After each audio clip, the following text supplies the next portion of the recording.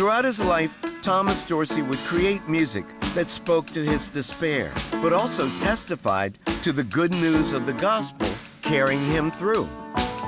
Dorsey had begun to spread this message of the transformative power of gospel through the first modern gospel choir at Ebenezer Baptist Church, which he co-created in Chicago in 1931.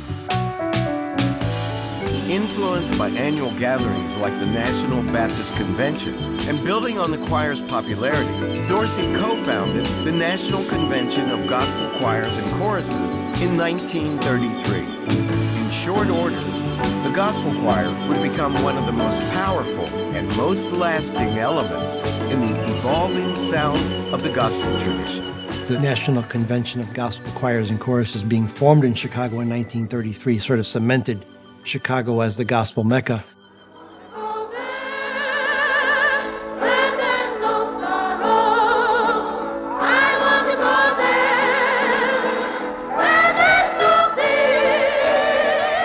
Really networked Black church choirs and connected his own songs with these choirs.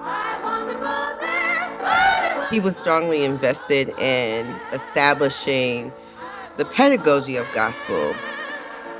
He had very strong ideas about how it was taught the right way and the right way to do things. They're being taught the best singing techniques. They're being taught how to organize and run a choir. It became almost impossible to find a major church that didn't have a gospel choir. There was nowhere else in the world where you could learn from the people who really created it, other than the Dorsey Convention. They're also selling an awful lot of Dorsey music. And for a time, they were even called Dorseys.